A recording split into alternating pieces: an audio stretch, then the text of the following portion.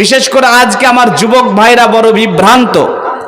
যুবক ভাইদের আজকের উস্তাদ হচ্ছে ইউটিউব থেকে দিনের ইলম অর্জন করছে। কোনো উস্তাদের প্রয়োজন হয় না, আলেম ওলামার আলোচনা শোনা প্রয়োজন হয় না। ইউটিউবকে উস্তাদ মনে করে নিয়েছে, নেওয়ার পরে বক্তব্য শুনছে। যার জন্য তো আজকে আমার অনেক যুবক ভাই দেখবেন আপনার কিছু 3 নাম্বার শ্রেণীর আলেম বের হয়েছে, তাদের বড় ভক্ত হয়ে গেছে। আশ্চর্য হলাম, বড় আশ্চর্য হলাম। আজকে আমার এই সমাজের মানে আহলে হাদিস সমাজের কিছু যুবক এমন কিছু আলেমের ভক্ত তৈরি হয়ে গেছে, ইউটিউবের আলোচনা শুনে যাদের আলোচনা শোনাই হারাম, যাদের বক্তব্য শোনাই চলবে না, এমন কিছু আলেমদের বড় ভক্ত হয়ে গেছে। আজকের ডেটে আজকে এই 2024 সালের জানুয়ারি মাসের 6 তারিখে ইউটিউবে সবচাইতে মিথ্যুক কাজ্জাব এক বক্তা আছে, যেই বক্তার বক্তব্য শোনা সম্পূর্ণ হারাম। তার নাম হচ্ছে আবু তাহা মোহাম্মদ আদনান। এই ব্যাটার বক্তব্য শোনা হারাম, এর বক্তব্য শোনা যাবে না। কিন্তু আপনার অনেক যুবক আছে তার বড় ভক্ত হয়ে গেছে। আপনি বলবেন, জি মৌলভী সাহেব আপনি আবার কেমন কথা বললেন, ওর বক্তব্য কেন শোনা যাবে না? ওর বক্তব্য শোনা যাবে না তার কারণ হচ্ছে ও একজন মিথ্যুক, খাঁটি মিথ্যুক। বর্তমানে পশ্চিমবাংলার যত বক্তা আছে, বাংলাদেশের যত বক্তা আছে, এর মধ্যে সবচাইতে বড় মিথ্যুক হচ্ছে আবু তাহা মোহাম্মদ আদনান। তার কারণ কি? তার কারণ হলো আবু তাহা মোহাম্মদ আদনান আমরা যে আকীদা মানহাজ, আমাদের যেটা বিশ্বাস, সেই বিশ্বাসের উপরে থুতু নিক্ষেপ করেছে। আর আবু তাহা মোহাম্মদ আদনানের দাবি হলো আমরা যারা ঘুমটাওয়ালা আলেম আছি, আমরা যারা মাথায় এই পাগ পরি ফুতা পরি, আমরা নাকি জিহাদের নাম শুনলে পিছনের দিক থেকে পালাই। এটা একটা মিথ্যা কথা বলেছে। আচ্ছা ভাই আপনারা বলেন তো, বাংলাদেশে কোনোদিন যুদ্ধ হয়েছে? কথা বলেন, হয়েছে? বাংলাদেশে যুদ্ধ হয়েছে? হয় নাই। তাহলে আবু তাহা মোহাম্মদ আদনান যে বলল যে ঘুমটাওয়ালারা জিহাদের নাম শুনলে পিছনের দিক থেকে পালাই, তো কবে পালালো? আসলে ও ঘুমটাওয়ালা বলে যাদেরকে টিটকারি মারে, এই ঘুমটার কথা জানে না। আমরা এই ঘুমটা পরি কেন? প্রয়োজনে মাথার ঘুমটাটাকে খুলে, প্রয়োজনে মাথার পাগড়িটাকে খুলে, মাজাটাকে শক্ত করে বেঁধে বাতিলের বিরুদ্ধে যুদ্ধ করবার জন্য সবার আগে আমরা ছুটে যাব। যার জন্য আমাদের এই ঘুমটা, আমাদের এই ঘুমটাটাকে নিয়ে আবু তাহা মোহাম্মদ আদনান টিটকারি করেছে, আমাদের মানহাজের উপরে মিথ্যা অপবাদ দিয়েছে, থুতু নিক্ষেপ করেছে। যার জন্য এই মিথ্যুক কাজ্জাব 3 নাম্বার শ্রেণীর 3rd পার্সেন্ট এই কাজ্জাব বক্তার বক্তব্য শোনা হারাম। আজকে আমার যুবকের আলোচনা শুনে না, যখন কোরআন সুন্নাহর আলোচনা হয় জিলেপিওয়ালা ফুচকাওয়ালা মেলায় মেলায় ঘোরাঘুরি করে, আর ইউটিউব থেকে তাদের আলোচনা শ্রবণ করার পরে তারা আকীদা মানহাজকে হারিয়ে ফেলে, আর ওই ধরনের কাজ্জাব বক্তাদের বড় ভক্ত তৈরি হয়ে যায়। যার জন্য আমি বলি যুবক ভাই, আসুন আপনাদেরকে মিষ্টি মিষ্টি কথা বলে আপনাদের ইমানকে যে হরণ করে নিচ্ছে তাদের বক্তব্য নয়, ডাইরেক্ট কোরআন হাদিস আলোচনা শ্রবণ করুন। বর্ধমান থেকে এসেছে নূর মোহাম্মদ খাতির সাহেব, আমি ছোট মানুষ এসেছি, কোরআন সুন্নাহর আলোচনা শ্রবণ করে আপনার ইমানি জজবাকে বৃদ্ধি করুন। ভাইজান, আমার আলোচনার বিষয় হচ্ছে তাওবার গুরুত্ব।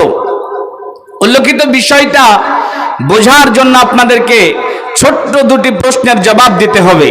সবাই বলবেন, বলেন তো ভাই, আমরা যারা এখানে অবস্থান করছি, ছোট হোক বড় হোক, নারী হোক পুরুষ হোক, ছেলে হোক মেয়ে হোক, আলেম হোক আর বক্তা হোক, যারাই আমরা এখানে আছি, আমাদের কারো কোনো গুনাহ নেই, এইরকম কোনো দাবি আমরা করতে পারবো?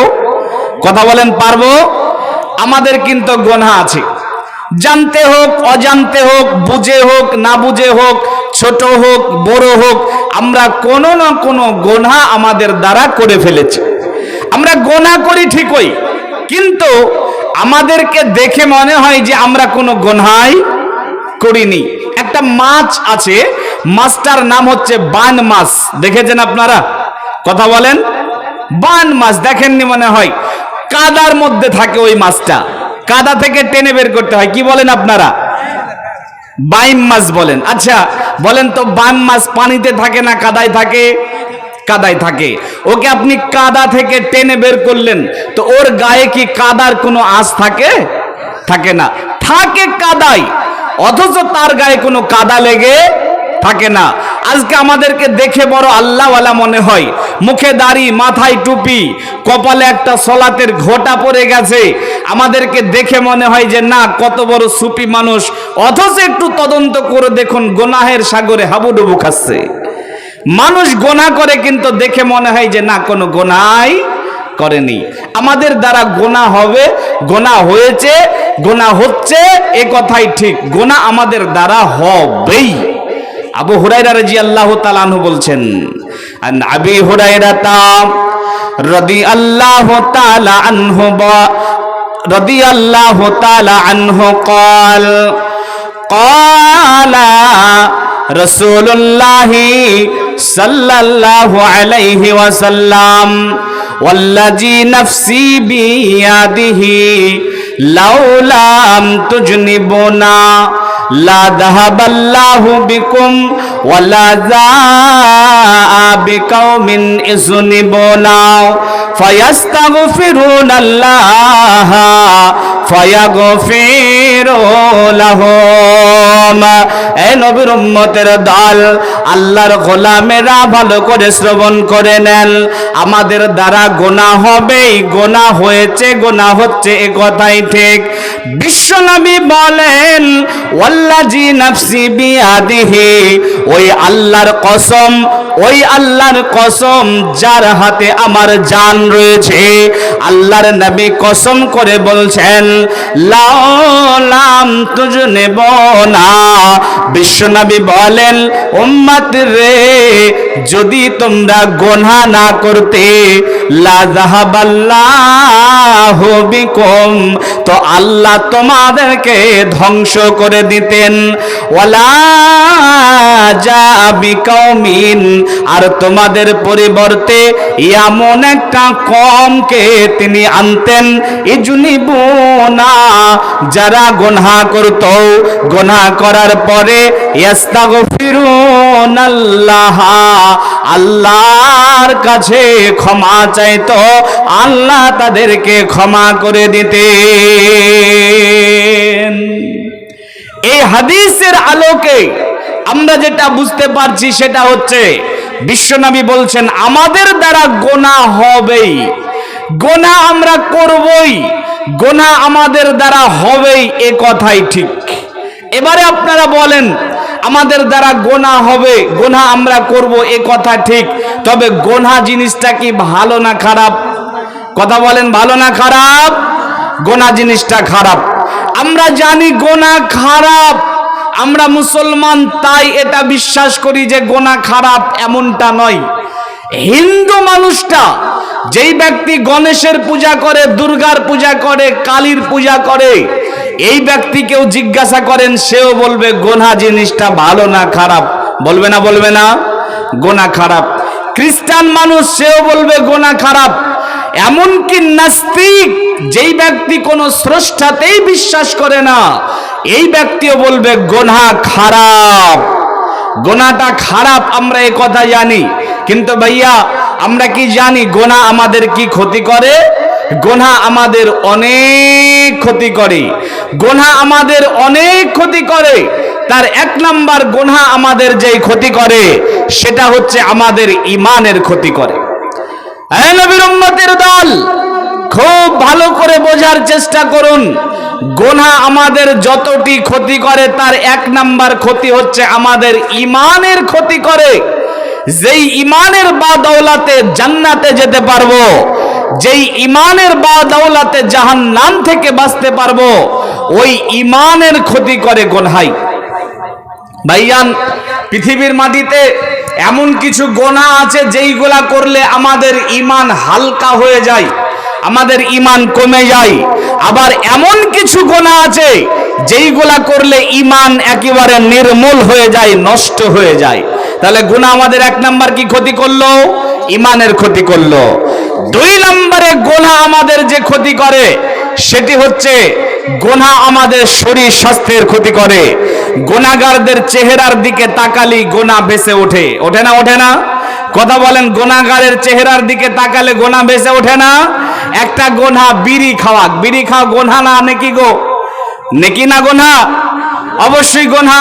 বিড়ি যে খায় দেখেন না, বিড়িখোর, ওর গায়ে এই গুনাহটা ভেসে ওঠে। গুনাহগারের গায়ে গন্ধ, গুনাহগারের জামায় গন্ধ, গুনাহগার যেই ব্যক্তি বিড়ি খাচ্ছে ওই ব্যক্তির চুলে গন্ধ, ওই ব্যক্তির শরীরে গন্ধ, ওই ব্যক্তির পাশে যাওয়া যায় না।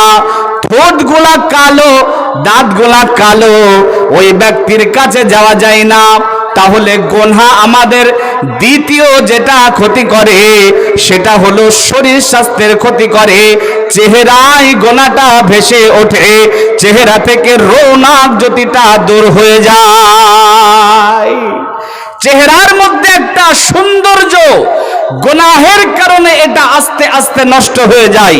ফজরের আজান হয়েছে, আসসালাতু খায়রুম মিনান নাওম, এই অবস্থায় আমাদেরকে বিছানা ছেড়ে যেতে হবে সলাতে।